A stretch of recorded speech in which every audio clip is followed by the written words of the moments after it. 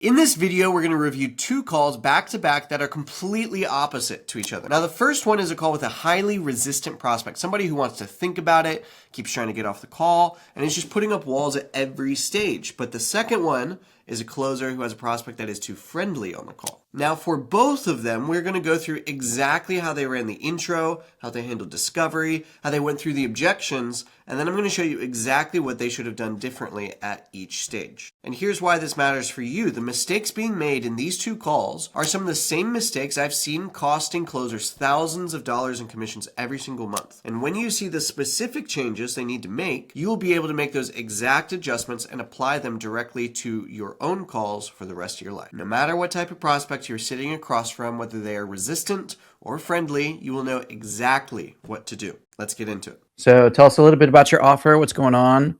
I'm familiar, but for everybody else here. Okay, yeah. So this is the marriage coaching offer. It's guys who are going to get divorced. Their wives are going to leave them, and they need to make changes. A lot of times these guys are like, yeah, I want to save my marriage. But when I realized, or at least I've noticed that when they don't have that conviction on that call, it's hard to put it into them to get on them to take on it. Even if you tell them like, hey, whose responsibility is it? Who is this on? Whose fault is this? It's not your fault, but it is your problem. Things like that. Yeah, that's something I've noticed. Now, this was a call where the guy just, he seemed to be very, meta. Like, it's like it made me feel like I was making him feel that he was on a sales call, if that makes sense. Okay. Like it was too evident. Gotcha.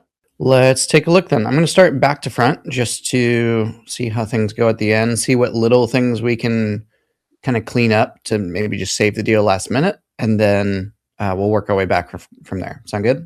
Awesome. Do you have like an open schedule where I can schedule the onboarding call? Not really. No, my days are just depends on the day. Okay, so just I just had to carved out the time for today, but it just depends on the day. So I have to get if you could just send a few times or a few days and times. Yeah. Sure. Okay, I can do that. So give me a second. I'm sending you. So onboarding is with somebody else, you were saying? Well, I onboard you in the sense that I give you access to the entire program, right, Alex? And then orientation. You could call that, like another way to call that is orientation. Did you speak to Brenna or Paige? Paige. Paige? Okay. So ideally it would be Paige. And what she would be doing is like just having another call with you. She would share her screen with you and she'll show you like our website. She'll show you the modules, everything, like, and the way that you can do everything. It's I would call it more orientation than onboarding, but okay. I do the access, like I give you that access. Okay. So I just sent that text message over to you and I've got, how do you pronounce your last names? Okay. So I've got at yahoo.com. That'd be email. Yeah. Okay. So open up that email because I'm going to send you access to the program at that email. Okay. But go ahead. Let me know when you're done on your side and I'll go ahead and do that. Yeah. Oh, you're saying from now? Sure. We're ready to go. Nice. You need it all, but you got to do the payments first, right? Yeah, I mean, we do. Yeah. I'll take a look at it. Okay. You'll take a look at it. I'll take a look at it and let it settle for a second. I don't think I see the email though here. Oh no, it's a text message. Oh, text. Okay. Yeah. Yes. Okay. I'm going to skip forward a little bit. Stripe. So you go ahead on your side, process that, and I get you onboarded, and we're off. Got it. I'm gonna give a little thought before I hit the click on the spot, to be honest. So. Okay. All right. No worries at all. Just before anything else, like with everything that we talked about, what you've seen from Noah, heard, podcasts, everything. Do you feel like this can help you? Because that's really the most important thing. Like, I do. I just got to think about what specifically do you feel would help you? No, I think all of it would help. I'm just thinking about the time, like the kind of personal amount of coaching and all that you get. So I got to give it a little thought. Okay, cool. Let's talk about that so far. So good stuff, Andrew. It's generally a good thing to refocus people on the positive. That's fantastic. I would just maybe try to dive into it a little bit. So remember the CIT framework, right? Clarify, isolate, and then kind of tie down after that. So when he said, I'm going to give a little thought before I hit click on the spot, that's where I would just clarify. I'd say, what do you mean by give it a little thought? What's going on? I do it in a very non-confrontational way, like just genuinely curious, what do you mean by give it a little thought? He would probably expand on it a little bit, right? He'd say something like, oh, I don't know, is just a big decision, been thinking about it for a while, or maybe it's like I always give time to think about things before I actually move forward with them, or maybe it's a lot of money or whatever would generally start to come out there a little bit. And so you just want to keep clarifying until you get to the root of the problem, if that makes sense. Like, what is the real objection that's going on? Because thought isn't really one of them. So you did good refocusing him on the positive, but just before you do that, that's the T in tie down, right? I would just clarify first. So like, what do you mean by thought? Okay. And let's keep going, see where we go from here. No, I think all of it would help. I'm just thinking about the time, like the kind of personal amount of coaching and all that you get. So I gotta give it a little thought. Okay. Yeah, no, I think the program makes sense, which is why, yeah. So instead of okay there, I just would say, what do you mean? Yeah. Because like, what does that mean? The kind of personal amount of coaching, all that you get. I'm thinking about the time. Like, I have no idea what's going through his head right now. Does that make sense? Yeah, absolutely. Cool. All right. Yeah, this is one of those calls. It's good. It's a good share. And Alex, just so that I can help, is there anything that's coming up for you that gives you second thoughts, that makes you feel like, is there anything that's coming up for you that makes you think like maybe it can't work for you, or maybe it wouldn't work for you? I think just getting him a little more personal time, one-on-one time. What do you mean? Okay, so if you had one-on-one time, you feel that would be something that would help you more? I think so, yeah. Okay. What is it specifically about one-on-one time that makes you feel like if you had it, that would maybe clear some things up for you? Like, I think the biggest thing for you, Andrew, right here is just clarify. Absolutely. It's just probe, like over and over and over and over. I want to know exactly what's going on in this guy's head. And I know we're 90 minutes in, so like brain is probably partially fried from all of that. But just keep probing into it. All right. So just role play real quick. Let's come back. Who wants to role play with Andrew real quick and just play this guy? I can do it. I'll be him. Cool. So just say, you want to think about it. Give this some thought before you actually click on it, I believe is the words he used. Yeah, I just want to give it some thought, Okay. Yeah, great. How do you mean? Nope. No, great. Right? No, yes, great. Just like, what do you mean? Go again. Okay. So how do you mean think about it? Well, yeah, just things I got to think about, the one-on-one. I saw there's one-on-one coaching, group coaching, not exactly sure, kind of which one would be best for me, just got to get, I'm not going to click the button right now, can't pay like that. I got to give it some thought. Sure. Understood. How do you mean regarding the one-on-one coaching? What was it that's coming up for you there? Oh, well, I'm just wondering if there's going to be enough one-on-one coaching. That's something I'm kind of concerned about. Right. And what about that one-on-one coaching? Do you feel that you need to get clarity on that you're asking about? Well, it's just like just a slight thing. I want to know why he wants more one-on-one coaching more than I want clarity on like what he's thinking about it. Because like he's saying that he's wondering about the one-on-one coaching, like if it's enough, if it's not enough. If you ask about like the amount of one-on-one coaching or like go down that route, you're going to fall into a bit of a logistics conversation. It's like, how many one-on-one sessions do I get? How long are they? What do they do? I just kind of want to put all that to the side. I want to know, why are the one-on-ones what he's focused on right now? Like, what is it that he believes is special about the one-on-ones as opposed to the other parts of the program that has him so focused on it? Does that make sense? Yeah, absolutely. It's almost like if you got a kid in front of you and like they're choosing between basketball, baseball, softball, whatever, and they're like, "Ooh, I just don't know about the basketball." It's like, well, why is it that you're thinking about basketball? Like, what is it about basketball that you're liking? And they're like, "Oh, I love that you can do this, you can do this, you can do this," and then that conversation is just a lot more manageable. So go back and just say, what is it specifically about the one-on-ones that has you just wanting to think about it a little bit extra? Okay. All right. So, Stephen, what is it specifically about the one-on-ones that has you wanting to think about it? Well, it's just, having more time and attention, right? Like if I'm going to put this much money down and I'm going to be in a, group coaching session where some people are asking questions and I can ask questions, but I'm not actually going to get that much time. It just doesn't feel very personalized. Okay. Understood. Now, regarding, things being personalized, that you're getting all of the individualized coaching, bespoke coaching and advice. Is there anything else, that's coming up for you that has you wanting to think about it? Or is it just that?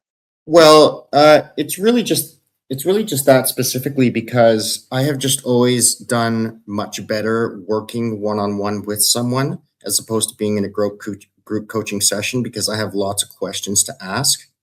And when I'm in a group coaching question, I don't want to take up all the time of the people that are in there, right? Because I have to be fair to them. So it's like, I'm wondering if this is personalized enough for me. That's really what it is. I don't know if it's going to be customized enough for me to have like success. Understood. Okay, I get what you're saying. So, Stephen, before anything else, before we do dive into that, the most important thing for me is, like, do you feel that applying this and you getting enough one-on-one coaching and coaching in general that you can achieve your goal, which is to repair your marriage and save it from divorce? Because that's the most important thing. Yeah, of course. I mean, if there's enough one-on-one coaching, but as it stands right now, it seems like the one-on-one coaching session per week is just not really enough for me. Pause there just real quick. So, Yeah. Andrew, do you see what happened there? You asked about if we gave you the one-on-one coaching, do you feel like it would help you? So Yes. instead, we want to isolate the one-on-one coaching off to the side and ask about everything else.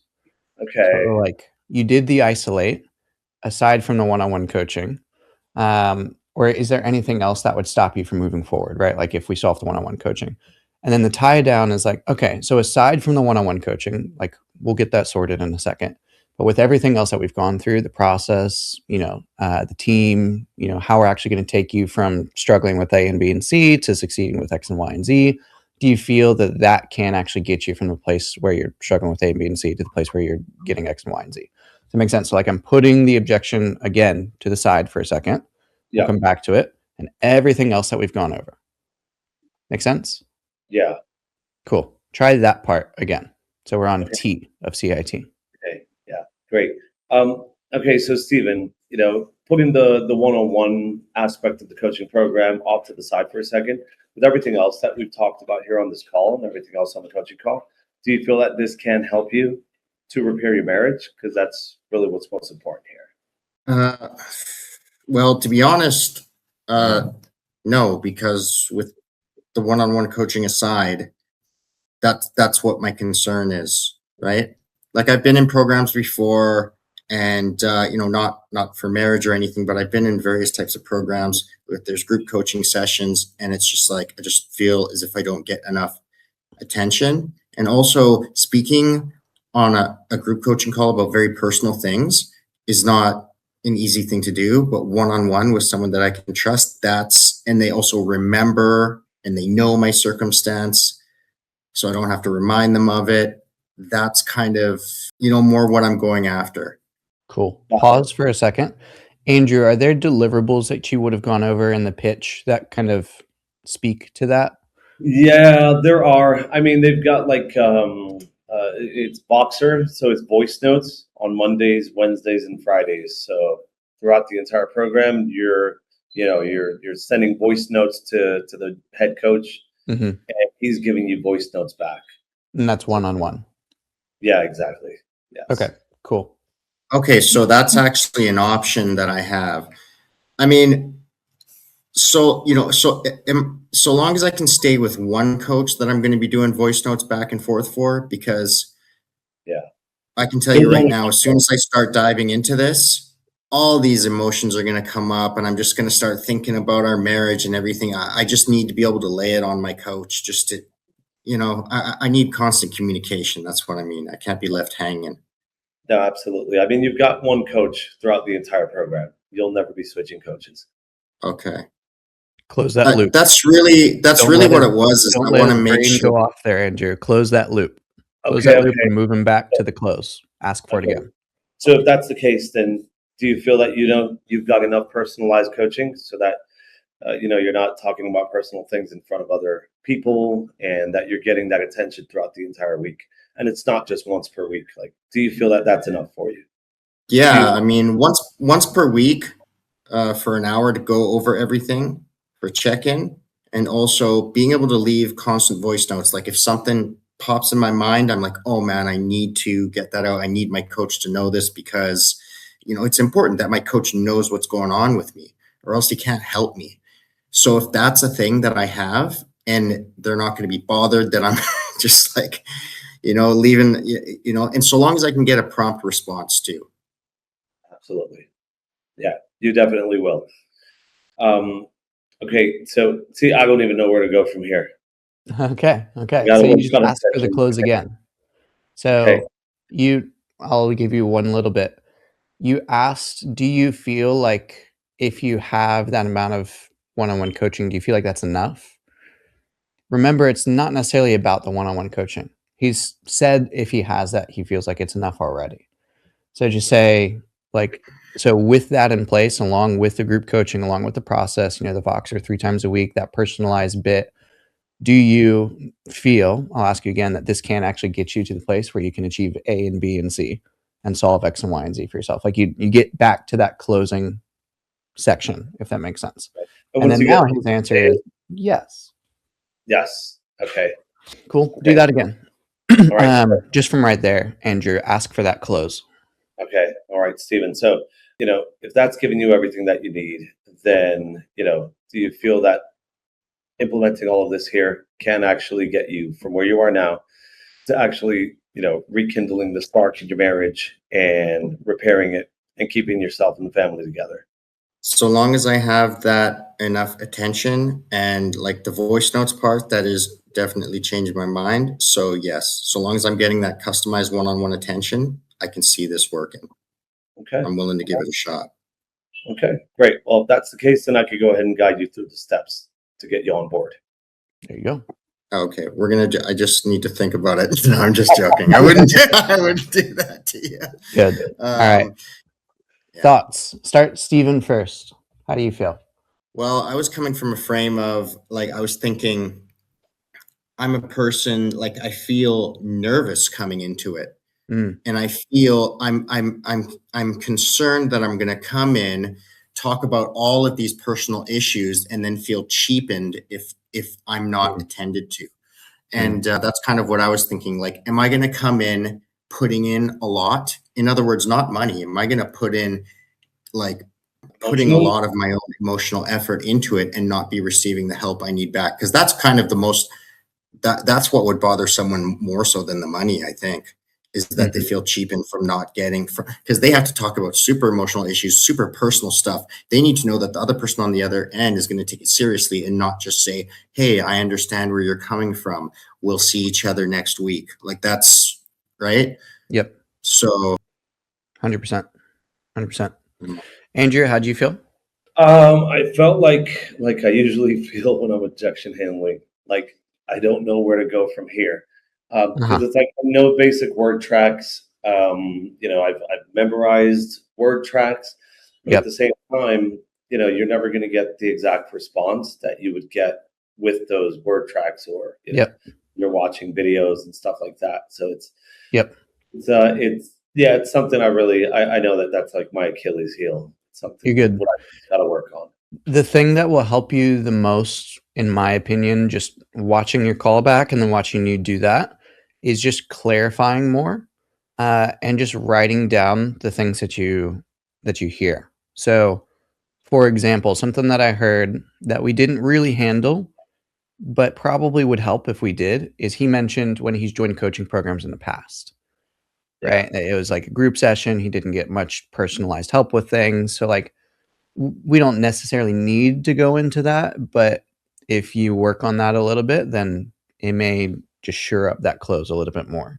Little things like that. So I would just clarify more, ask more of what do you mean? How do you mean? What does that look like? Why is that important? Those sorts of things to understand what he's really focused on and why. And then just write down whatever he says there. Does that make sense? I think if you just do that, then you'll have a lot more clarity. And then just always remember, bring it back to the close. Once you tie off a loop, once you handle a fear, once you handle an objection, you get them to reframe and see it a different way, come back to the close. So with all that in mind, do you feel this can actually get you from A to Z, right? And then let him tell you no again if he wants to, or he'll tell you yes. So just always go back to that point. Just always wrap it back around, wrap it back around, wrap it back around. Sometimes just through pure persistence, people just say yes. All right. Sounds good, man. I appreciate it. Thanks. Good. All right. Easy stuff. Let's come back to this call then. Like a good amount of help and a good amount of, like, do you feel like he can fit in 5 or 10 minutes, enough advice for you to have enough to actually apply? It could, but I don't know if I have enough time to sit on a group call to get my questions in, so at least not that often. So I gotta think about it. Think about the setup, how you guys have it set up. Yeah, time. Okay. All right. Okay. But you feel like he can help you, right? Yeah, I said that already, and you asked Like that. doing the work that it can. Yeah. No, I think it could. So- I think it could. It's just the access part. Yeah. All right. So Alex, what I can do from here is you want to go ahead and think about it. Perfect. That's fine. I can go ahead and reach back out to you, later this week to see how you're doing, see if you're ready to go ahead and get started. When would be a good time to reach back out to you? Cool. Small shift on that if you want to, like, for better for worse. I think for the most part, like, you're gonna have to work some magic from here on if you want to save it.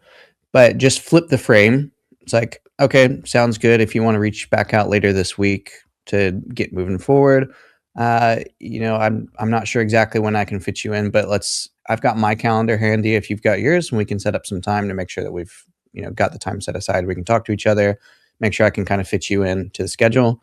What time later this I would actually frame it not later this week. I'd say tomorrow. Like, what time tomorrow do you want to reach back out? And should I set aside on my calendar if I can fit you in to get you rolling and talk about this? So, like, tomorrow, not later this week, tomorrow. Allow him to tell you if he wants longer to think about it for whatever reason, or he'll just say, yeah, tomorrow works. So you get that on the calendar. And then, by the way, then you go back into objection handling. So it's like a little pressure release. It's like, okay, we're going to go away. And then, by the way, what was it specifically about that access that you're going to be going over in your mind between now and tomorrow? Okay. Got it. So, like, last resort, if you get somebody still wanting to push things off, yes, schedule a meeting, but a couple of key things you want to keep with it. Number one is make sure that they're coming to you, not what time, later this week do you want me to reach back out to you? Does that make sense? Prospect comes to you. Okay. You're setting aside time on your calendar because you do have meetings day after day, hour after hour. Like, your time is precious. Okay. And then go ahead call. and just frame it as, like, early, not later in the week, tomorrow, or even later today sometimes. Were you saying something? Sorry. Okay. Yeah, it was, you're mentioning, like, send them an invite, like Zoom. Okay, to have a Zoom call. Yeah. I mean, you can do a phone call, but it's more realistic to happen if it is another Zoom call. Okay. Got it. Even if it's just a 15-minute one on your calendar. Sure. No, it would have to be a shorter one, right? Yep. Because on this offer, like, they emphasize a lot on the follow-up game. Like, they're like, follow up. A lot of these guys, they close afterwards. Yeah. So that's part of it. I kind of want to be able to objection handle them where they give me a solid yes or a no on that call. Sure. But then it's like, which of the two do I do? So it's always both. So go for what you can on the call, but then don't let your follow-up game slack off, right? I can't tell you how many times, like, I've been a prospect and I haven't closed on the first call for good reasons. And then, like, even now I've got a guy that I'm meeting with, I think later today, actually, or later this week, that's been following up with me for a couple of months now. And he just reached out and I was like, you know what? Yep. Let's hop on a call. Let's get it done. And then there's been plenty of calls that I've closed on the first call. So it's not a game of this or that. It's a game of both, always. Yeah. So do what you can on the call, work on your objection handling skills, last resort, depressurize the situation, schedule the call, and then come back into objection handling. And then if you need to actually use the follow-up, then you got one. All right. Sounds good, man. Thanks. Cool. All right. Let's do this. Anybody else want to go over one of their calls? I'll have something. Just let me check. Cool. Andrew, overall, you did a good job. You're making progress. That's important. Say what? You're making progress. That's important. You're doing a Man, good job. I appreciate the help, man. I feel like I'm not, but we're there. We're going. It takes work. Just more practice reps. More practice reps. So this was a first call that I had. It closed on the second call with the sales manager. This was at AI Acquisition. Okay. I didn't know what the hell I was doing. This was my first closing gig. Yeah. I was winging the whole thing. Okay. I was just winging it. That's great. That's great. So, what time is good for you? And then I'll do the calculations in terms of time zone. Oh, and what time zone is it? Because Australia has 3 different. Savings, but we don't. So we're Brisbane, Eastern. Yes. Okay. So 9:19. So let's do. Okay. So let me know when would you and your husband, you know that you 100% both be available. Maybe the discovery process. Do you think that would be good to go over? Or? Well, it looks like this is a partner objection. Is that right? Do you remember? Yeah, it's a partner objection. Yeah. Well, I mean, I didn't really think of it as an objection because at the beginning of the call, she said that, you know, I mean, he's planning to come on for our second call, right? Like, yeah. So I kind of looked at it like, well, they make decisions together. So yeah. Okay. You always just look at it as an objection, or? Yeah. I always look for like, what is the thing that stopped the deal from closing right at the very end of the call, and then work my way backwards. And that is what stopped the deal from closing at the end of this call. Yeah. So that's basically partner objection. Yeah. Yeah. Yeah. Let's just see how you handle it. Cause like Tuesday. I do have a pushed it to a Tuesday second call. I could probably I don't get think him to start I going did. over stuff today. Yeah. Tuesday, let's try you. What time would it be there? Let's It would see be your like Monday. if we talked about it at all. Yeah, if you can do 8 a.m. on Tuesday, and your husband's going to be available as well? Yeah. Okay, so I'm going to have to book it for 5 p.m. Yes, it will. Yeah. Because they're just. And I recognize I can see really quickly the monetary investment involved in not doing this all myself and buying each individual thing, having no idea what I'm doing. So that's my job now with this person. What is your husband's name? Andrew or Andy. Oh yeah. Andrew's great. Just your email address, right? Yes. He owns somebody's up in the office. Slightly because he wants to go over material. I'm totally willing to do that. Oh wait, no, that's not the. Yeah. So send him Today, materials. about 4 or 5 hours a night. So he'll often subliminally hear me watching something on Instagram or something like that. So he might have taken it in by osmosis, but I don't know. All right. So open up your email. Just check the email that I just sent you. A little quiet. So it contains all of the material. It says AI acquisition material. Please review. So I'll just kind of walk you through it here. So these are the deliverables for like when DIY is do it yourself, DWI done with you, done for you. And then if you open that document, you'll be able to see all of the tools and exactly what it provides are in there in detail. Then the slide deck that I just showed you, the presentation, terms and conditions, the payment plans. Obviously, I'm offering a deal on that for the same value, but and the due diligence material, and then all of these videos are probably the ones that you watched. And you know what to expect working with us B2B. That's probably a great what you'll actually be doing, etc. And I can't get your SMS because I guess it's a long distance, so it won't send from here. What I'll do is WhatsApp? Yeah, that's how I was opening up my phone to WhatsApp at exactly the same time. Okay, I like to say great minds think alike, right? Mm-hmm. Okay. Overall, you got good energy, and I think that's really what matters most if you're going to push it to a second call. Like good energy, maybe seed some things about, you know, questions that your husband might have and talk through those a little bit. What do you feel his biggest concern is going to be for something like this?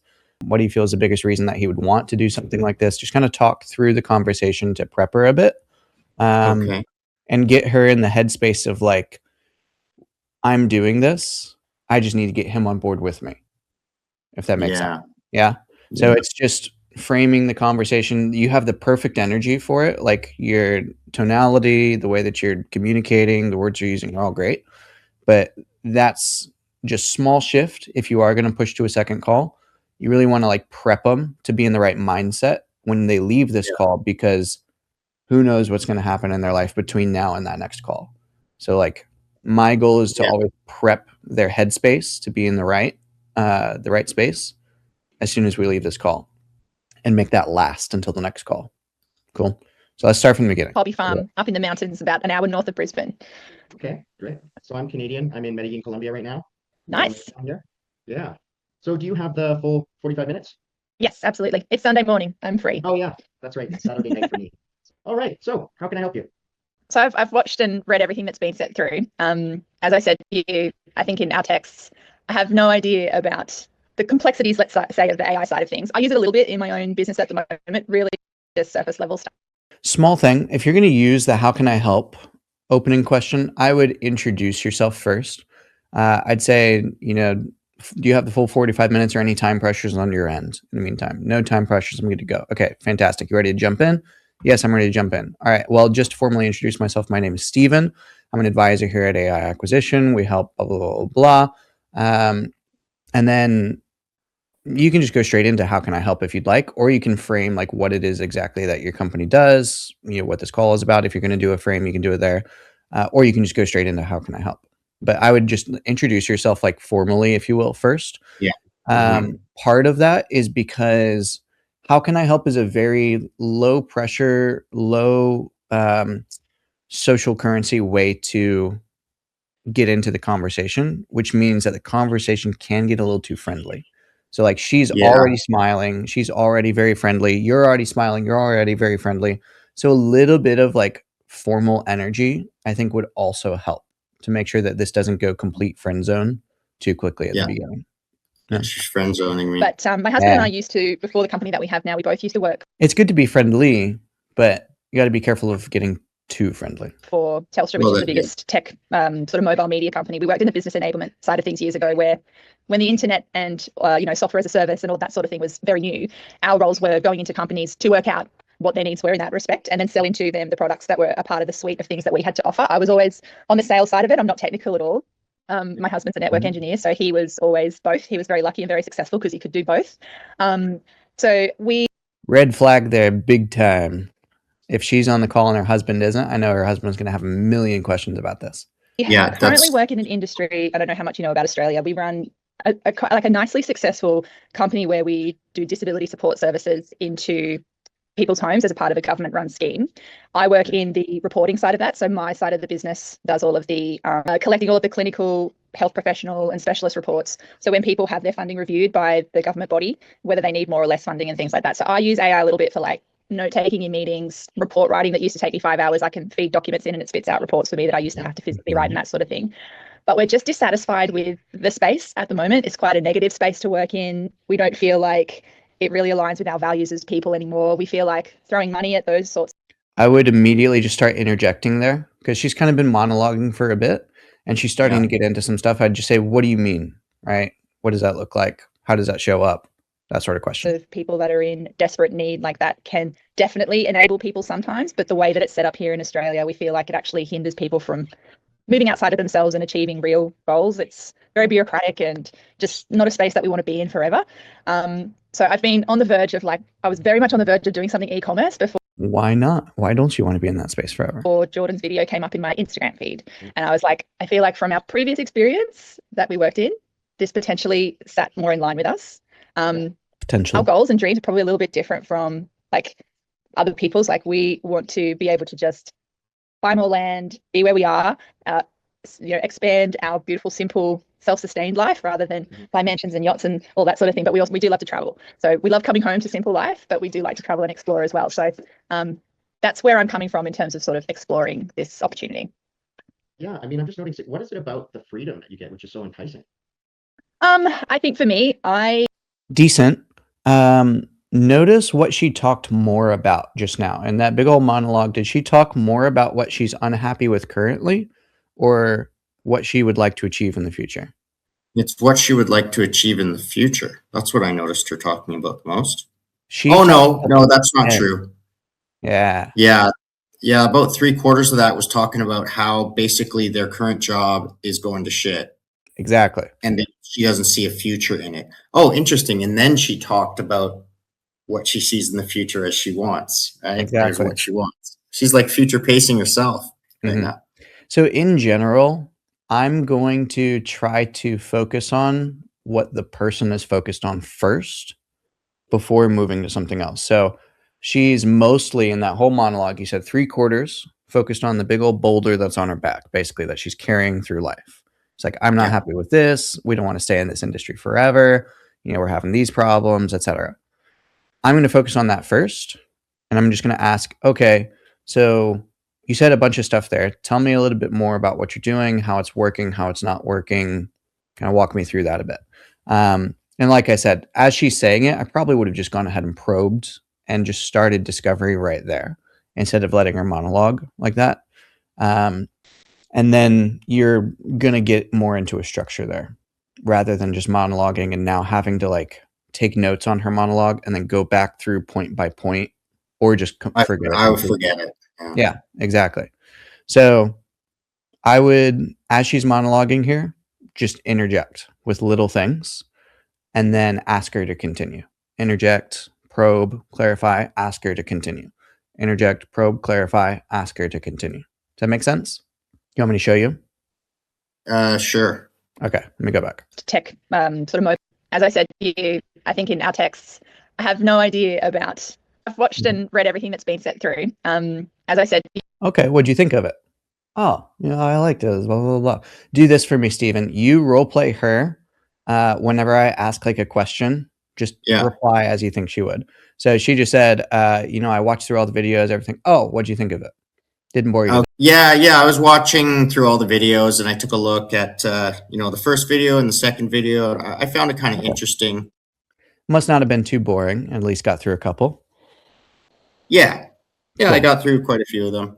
And, and then I'd say continue. I think in our texts, I have no idea about the complexities, let's say, of the AI side of things. I use it a little bit in my own business at the moment, really just surface level stuff. Okay. How are you using it in the business right now? Yep, exactly. Keep going. But my husband and I used to, before the company that we have now, we both used to work for Telstra, which is the biggest tech sort of mobile media company. We worked in the business enablement side of things years ago, where when the internet and software as a service and all that sort of thing was very new, our roles were going into companies to work out what their needs were in that respect, and then sell into them the products that were a part of the suite of things that we so you're one of those smart people. had to offer. I was always on the sales side of it. I'm not technical at all. My husband's a network engineer, so he was always both. He was very lucky and very successful because he could do both. Oh boy, so he's doing all of this, isn't he? Yeah. I'd be like, I bet he'd have a ton of questions about something like this. Where is he? Is he coming on the call today? No, he's not. Blah, blah, blah. So we currently work in an industry. I don't know how much you know about Australia. We run a nicely successful company where we do disability support services into people's homes as a part of a government-run scheme. I work in the reporting side of that. So my side of the business does all of the collecting all of the clinical, health professional and specialist reports. So when people have their funding reviewed by the government body, whether they need more or less funding and things like that. So I use AI a little bit. All right. All right. So with everything that you're doing right now, how do you see it? How do you see it working out for you in the future, staying in this position with you and your husband? Good, but I would allow her to keep going because, inevitably, she's going to talk about something that she likes or doesn't like. So I want to wait until we get there. Meetings, report writing that used to take me 5 hours. I can feed documents in and it spits out reports for me that I used to have to physically write and that sort of thing. But we're just dissatisfied with the space at the moment. It's quite. What do you mean? A negative space to work in. Yeah. We don't feel like it really aligns with our values as people anymore. We feel. What do you mean it doesn't align with your values? What do you mean it doesn't align with your values? Exactly. What values did you used to have that you felt like it did align with? What happened? What happened along the way? At what point did it cross your moral boundaries or the boundaries of your own values? Exactly. Where do you feel like it started to shift or change? Like throwing money at those sorts of people that are in desperate need, like that can definitely enable people sometimes. But the way that it's set up here in Australia, we feel like it actually hinders people from moving outside of themselves and achieving real goals. It's very bureaucratic and just not a space that we want to be in forever. Why not? Why don't you want to? Well, she just said. Are there any other reasons why you don't want to be in it forever? Or is it just solely that? I would say why not, but I'm going for why she internally doesn't want to be in a business that she feels like aids the hinderment of people. So it's more so why she doesn't want to rather than externalizing it. She said she didn't want to be in the business because it hinders people, but why is that important to her? Does that make sense? What sort of effect does being in a business that you feel like hinders people actually have on you that is so strong that it makes you want to completely change your business and go into a completely different field? Or, look at different ways to do it and uproot the entire business that you have right now. Does that make sense? Yeah. It's you can assume and be like, oh, there's obvious reasons why people don't want to run a business that hurts people, but people still fucking do it, don't they? All the time. Exactly. So why don't you want to? Make sense? Yeah. Right, keep going. The verge of I was very much on the verge of doing something e-commerce before Jordan's video came up in my Instagram feed. And why didn't you go through with it? Nice. Previous experience that we worked in, this potentially sat more in line with us. Our goals and dreams are probably a little bit different from like other people's. Like we want to be able to just. I would ask why it's important to leverage their experience as opposed to just going with something completely new like e-commerce, just like further deepen that train of thought. Just buy more land, be where we are, expand our beautiful, simple, self-sustained life rather than buy mansions and yachts and all that sort of thing. But we do love to travel. So I would immediately probe in there, and I would probably ask why not do the whole yachts thing, and then I would seed the idea that, well, there's more people than you may realize that we work with that have similar goals to you, and it's not just about the yachts, it's just about having your own little slice of paradise, we love coming make her feel like she's not alone. Home to simple life, but we do like to travel and explore as well. So that's where I'm coming from in terms of sort of exploring this opportunity. Cool. Does that make sense, Stephen, now that we kind of run through yeah. gold you can get in just like the first 5 minutes? And this is the thing, is that I had always considered it before I started closing, and especially Tristan had brought it up to me that I have to interrupt them. And you see, I thought that it was just impolite and it was going to come across as very rude and abrupt. Curiosity. Yeah. And so I wasn't doing it, because in a social situation, I normally let people talk until they finish. Right. Yeah. But in this situation is totally different. Right. So this is like I think this is my second week or third week closing. Yep. Just getting used to it. Yeah. It's good, dude. You're doing good work even still. Let's keep going. Let's see what happens next. Just real quick, as like a little note on your sales process as you go throughout the call. Personally, I call this section of the call jabs. So Stephen, you're familiar with boxing. You will get this a ton. I'm going to explain it for the rest of you guys. When you first start to fight somebody that you've never fought before, you want to understand how they react to things. So what oftentimes boxing trainers will teach you to do is just throw a couple jabs, not full jabs, not like full force, just testing the other person, seeing if they move back, if they move forward, if they slip, if they, if they go under, if they react. And so in these first few minutes of a call, I am throwing jabs very purposefully to just little probes, little clarifying, like just want to see how they react to things, how open they are. Are they willing to go deep immediately? Are they more, do they have a guard up, right? Are they wanting to move quickly? Are they wanting to move slowly? Are they more of an emotional person? Are they more of a logical person? I'm throwing these jabs, first 5 minutes, just little probes to see how they react. Once I get a decent gauge of how they're reacting, then that's when I move actually into like the logical discovery, because now I know what points to press on and which ones not to. Because for example, if you throw a jab and they just immediately like come back at you full force, it's like, whoa, okay, let's slow down a little bit. What's going on? Take a moment. But if you throw a jab and they just like completely go with it and they just open up about their life's problems, then you're probably going to treat the call a lot differently. Right? You're going to keep them where you need to. Does that make sense? Yeah. I guess jabbing works really well to find out with type A people too, doesn't it? Yes, exactly. Yeah. So I'm throwing jabs in the first 5 minutes or so before I start logical discovery. And then when I go into logical discovery, I know exactly how to do it that fits the person. So if they're like a type A alpha type person, they just want to get to the bottom line. They don't want a lot of questions. I'm going to ask very bottom line driven questions. I'm going to frame the questions that aren't bottom line driven as bottom line driven, right? I'm going to say things like, well, everybody knows that the big results that you get in life are determined by the very small actions that you take. So I guess what's happening right now that's actually causing you to X and Y and Z?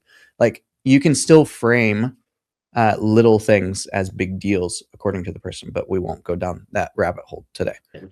Let's keep going. I think for me, I sort of I think you're what you would call self-made without being cliche. I left home with $80 in my pocket, and everything that I've achieved, I've done for myself. I don't think people understand how freeing that is, and not in a self-promoting way at all. It actually does something for your physical cells. I'm actually an exercise physiologist by trade. So, health and movement has always formed a part of things for me before I moved into running a company in this space. And again, being somebody involved in the health and movement side of things and then going into the reporting side of it has taken away from the human side of it.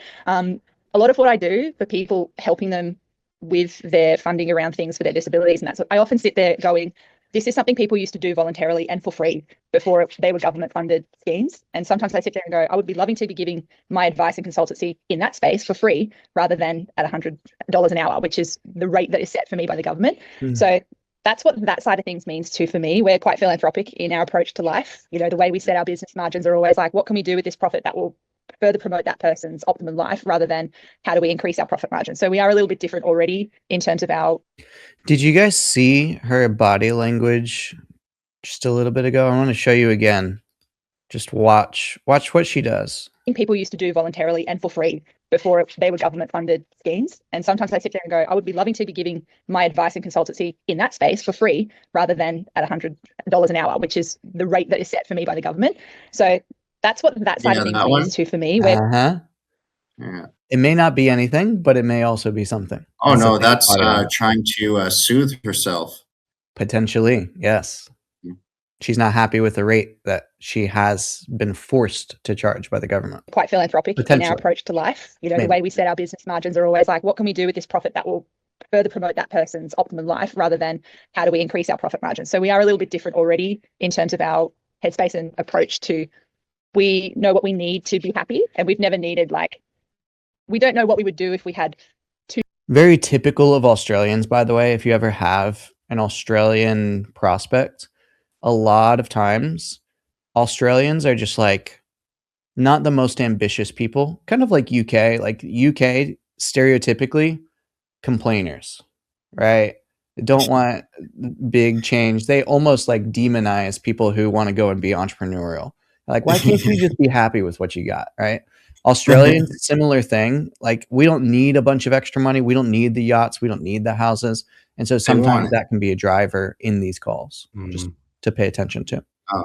Too much money because we are really satisfied with each other and with our life, but we would like to expand the simple life for ourselves, buy more land, rescue more animals. We rescue miniature horses at the moment. So a lot of what I do now that's paid work. Lots of charitable contribution type work. I would like to be able to do. That's powerful. For free. Okay, I see. So this is something that you and your husband want to do together, right? Yes. And I asked him if I could do this call on my own first today, because I'm the like dreamer, risk taker, and he is a very integral part of that, because he'll come in and poke holes in the real life risks and stuff like that. So I asked him if I could just do this on my own first today, and then if I can present it to him in a way that he understands, that means that I've understood the concept of what this is about as well. Interesting dynamic there, right? Yeah. It's like she's like, Steve, I'm gonna make it easy for you on this first call. Yeah. She likes wasn't as that bad as she made him sound. Things. She likes that he's more analytical. She sees that as valuable. It sounds like she asked to be on this first call so that she can get a good understanding of things as well. She asked him to not be on it, to poke holes in it at first. He's more risk averse, more risk oriented, it sounds like, as well. So yeah, very interesting. Well, what I will say is lots of things that you can do with that information, but a bit complicated. Like holes and things, or at least to find out if there's any leaks anywhere, then he needs to patch before getting into it. I will definitely have to be the one that does that, because what happens is that Very good, Stephen. I like that. Explain a number of things to you, and you're going to be able to see the vision. Seems like you're saying you're the visionary, and you're going to be able to see the vision, but then transferring all of that information over to him. You know, some information might get lost or might be misinterpreted, so that's why it's always great for me to have both of you on the call. But no, I would. The way you framed it is good, but don't put it as like you relaying it to him might cause miscommunication or anything like that. I would more so say he's going to ask questions that you hadn't thought of, and you're probably going to ask questions that he hadn't thought of. And so then rather than us just like playing telephone over text and stuff for, weeks and months, and then, this just kind of gets pushed off in the distance. What do you think about him coming on a call with me as well, so that he can just get the direct answers from me, and we can make sure that if you do want to do this, that you're not held back longer than you'd like to be. So it's more so about each party is going to ask questions the other one hadn't thought of. I just want to make sure that we get you the right answers without, having to waste your time. Because time. You know what? This was actually a 3-call close.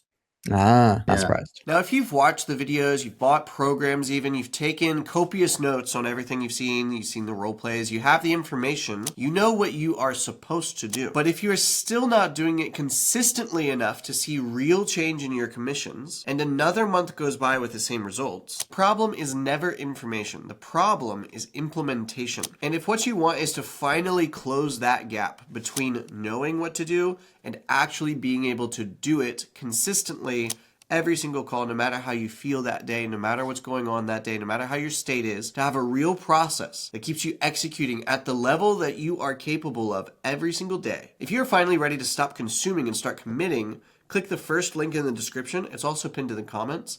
And regardless, I will see you here every single day at 5 p.m. Eastern, right after you've taken all your calls for the day, with content that is laser targeted towards making you a closer that's capable of making $20,000 to $30,000 a month every single month consistently.